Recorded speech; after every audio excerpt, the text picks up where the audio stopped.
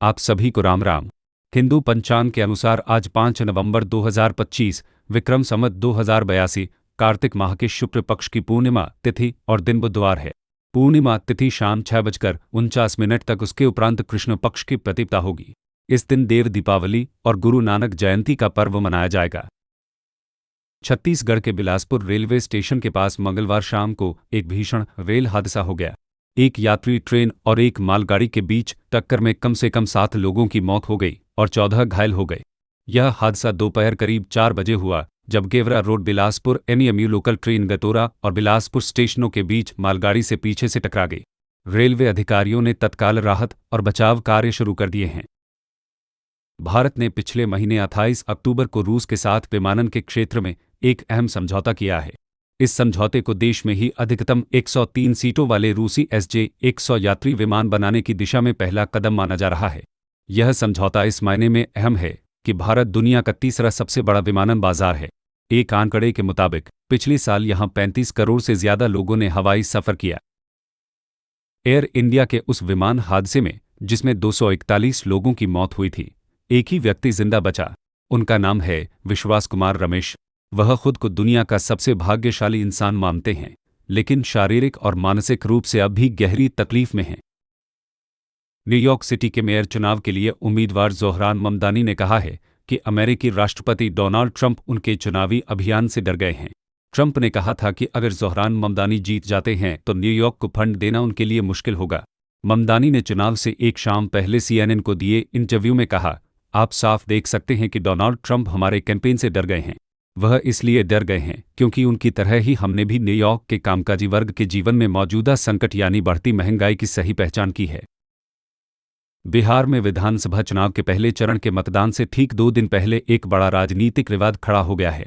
Bharatiya Janata party के नेता और पूर्व केंद्रीय ऊर्जा मंत्री RK सिंह ने राज्य में 62,000 करोड़ रुपए के बिजली घोटाले का चौंकाने वाला खुलासा किया है। सिंह ने आरोप लगाया है कि राज्य के बिजली विभाग में बड़े पैमाने पर धोखाधड़ी हुई है, जिसमें बिहार सरकार के मंत्रालय के कई अधिकारी शामिल हैं। उन्होंने इस पूरे मामले की गहन जांच केंद्रीय जांच ब्यूरो से कराने की मांग की है। बुधवार को धुंध से घिरे शहर में बहुत खराब एयर क्वालिटी के बीच बनावटी बारिश नहीं हो पाई। दिल्ली की भारतीय जनता पार्टी सरकार ने क्लाउड सीडिंग ट्रायल किए जाने के बाद यह स्वीकार किया कि दिल्ली में कृत्रिम बारिश लाने का एक महंगा प्रयास नाकाम रहा, हालांकि और प्रयोग पाइपलाइन में हैं। मंगलवार को IIT कानपुर द्वारा संचालित एक छोटे सिंगल प्रोपेलर विमान ने उत्तर पश्चिम दिल्ली और राष्ट्रीय राजधानी क्षेत्र के कुछ हिस्सों के ऊपर उड़ान भरी और 2 क्लाउड सीडिंग ट्रायलों में सिल्वर आयोडाइड प्लेयर्स दागे, जो बारिश कराने में नाकाम रहे। हालांकि दिल्ली के पर्यावरण मंत्री ने इस प्रयास को अभी भी सफल बताया। प्रधानमंत्री नरेंद्र मोदी से मुलाकात के लिए भारतीय महिला टीम मंगलवार को दिल्ली पहुंच गई। हरमनप्रीत कौर के नेतृत्व में भारतीय महिला टीम ने महिला विश्व कप 2025 के फाइनल में दक्षिण अफ्रीका को 52 रनों से हराकर पहली बार ICC ट्रॉफी अपने नाम की। सुप्रीम कोर्ट ने मंगलवार को मध्य प्रदेश और उत्तर प्रदेश के परिवहन विभाग के अधिकारियों को 3 महीने के भीतर बैठक करके अंतर्राज्यीय पारस्परिक परिवहन समझौते पर काम करने के तौर तरीकों पर विचार का निर्देश दिया। शीर्ष कोर्ट ने कहा कि निजी बस संचालकों को मध्य प्रदेश से शुरू होकर उत्तर प्रदेश में समाप्त होने वाले और वापस आने वाले अंतर्राज्यीय मार्गों पर परिचालन की अनुमति देने पर आम सहमति बनाई जानी चाहिए। भारत और इसराइल ने मंगलवार को एक बड़ा रक्षा समझौता किया, जिसके तहत दोनों देशों के बीच उन्नत तकनीकों को साझा करने, मिलकर हथियार प्रणालियां और सैन्य उपकरण विकसित व तैयार करने का रास्ता खुलेगा। यह दोनों देशों के रणनीतिक संबंधों को और मजबूत करने की दिशा में एक अहम कदम माना जा रहा है। रक्षा सहयोग के लिए इस समझौते MOU पर तेल अवीव में भारत इसराइल रक्षा सहयोग की संयुक्त कार्य समूह JWG की बैठक के बाद हस्ताक्षर किए गए। रक्षा मंत्रालय ने यह जानकारी दी। पूर्व विदेश सचिव हर्षवर्धन श्रृंगला ने कहा कि भारत पाक सैन्य संघर्ष चीन पाकिस्तान की गहरी रणनीतिक साझेदारी का संकेत है। चीन पाकिस्तान को खुफिया जानकारी और राजनयिक समर्थन दे रहा है। दोनों देशों का गठबंधन भारत की प्रगति रोकने के उद्देश्य से है। श्रृंगला ने भारत की विदेश नीति, रणनीतिक मामलों और अंतर्राष्ट्रीय स्थिति को मजबूत करने पर अपने विचार व्यक्त किए।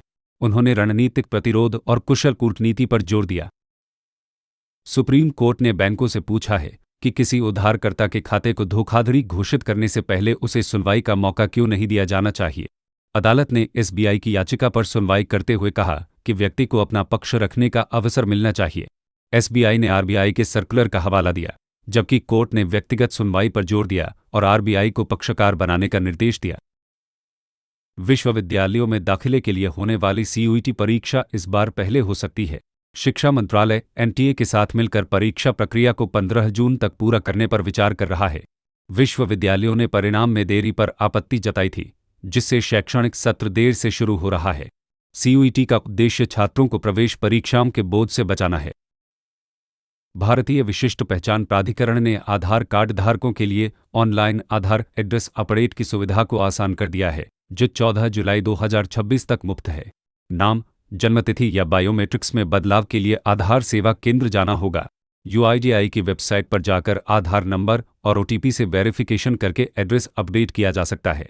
अन्य अपडेट के लिए 75 से 125 रुपये का शुल्क लगेगा। शेयर बाजार के दोनों प्रमुख सूचकांक निफ्टी और सेंसेक्स कल यानी 4 नवंबर 2025 को लाल निशान पर बंद हुए। सेंसेक्स कल 519 अंक की गिरावट के साथ 83,459 के आसपास बंद हुआ। वहीं निफ्टी 165 अंक की गिरावट के साथ 25,597 के आसपास बंद हुआ। आज की खबरों में बस इतना ही। बहुत बहुत धन्यवाद। आपका दिन शुभ रहे।